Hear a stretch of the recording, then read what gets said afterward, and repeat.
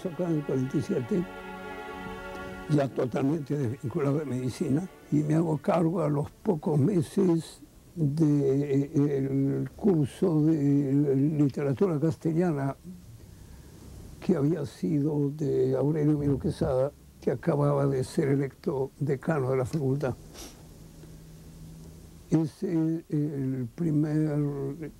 que era mi primer curso en San Marcos, y después un curso de filología en San Marcos, y casi un año después, en el 48, meses después, me hago cargo en la Católica.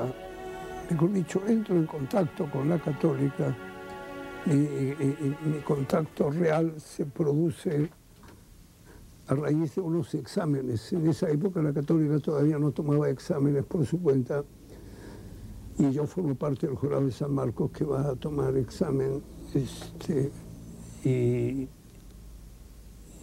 estalló la pólvora, pues, porque me echaron la culpa del desastre que había sido el primer año en que todo el mundo habían sido aplazados, que hacían preguntas raras, y entonces hubo gente que llegó a pensar que yo era enemigo de la Católica y que había ido con instrucciones de liquidar a la gente.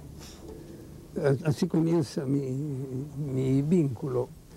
Enseguida conozco a Raúl Ferrero, que era el decano de esa época, y en agosto del 48 asumo el curso de lengua.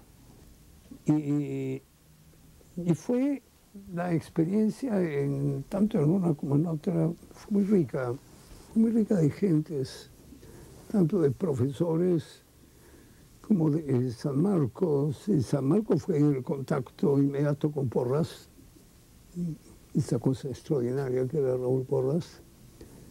San Marcos estaba en su apogeo, era Raúl Porras, era Basadre, era Luis Valcárcel, era Julio Chiriboga. Y en la Católica era la época de un hombre extraordinario, un arquitecto, Paul Linder.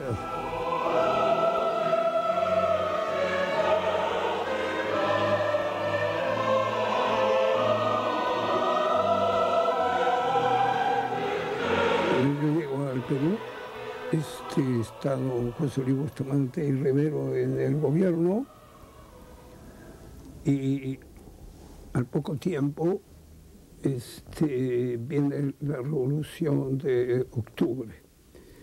En esa revolución yo participé con Manuel Ulloa y con Paco Moncloa redactando una serie de proclamas que leíamos por Radio Nacional defendiendo al doctor Bustamante. A raíz de eso estuvimos escondidos cada uno en sitios distintos. Yo estuve en Los Descalzos, hasta que ya instalado el gobierno de Odría, mi amigo Javier Ortiz de Ceballos me hizo llegar un aviso de que todo había pasado, venía la calma. Cuando aparece la figura de Esparza Sañartu en el Ministerio del Interior, que enfila su puntería hacia los estudiantes y que los estudiantes se enfervorizan, nace la inquietud en torno de Fernando Belaúnde, nace la democracia cristiana, y entonces yo me sentía un poco más en mi elemento.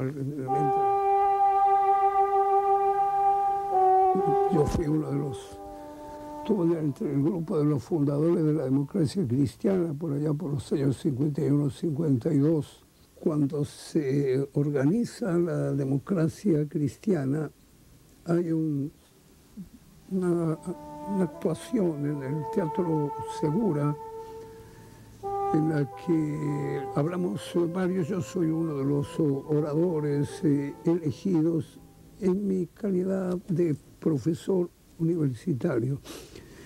Ese discurso parece que fue muy encendido, yo dije algunas insolencias, Salgo en hombros aparecieron en caretas nada menos que de Mario Vargas Llosa, que era mi alumno de San Marcos en esa época, y de Lucho Echecopar, que era mi alumno en la Católica.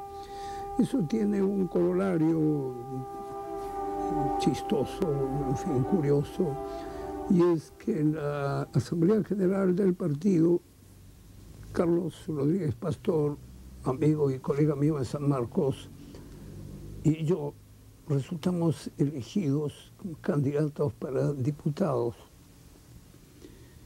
Y fuimos a ver a Lucho Bedoya a decirle que había alguna confusión, que había alguna equivocación, que nosotros no nos interesaba ese asunto, no era así como entendíamos la cosa. Y en lo que a mí concierne, yo tenía una idea muy firme en esa época, es una idea que se ha ido además consolidando con el tiempo.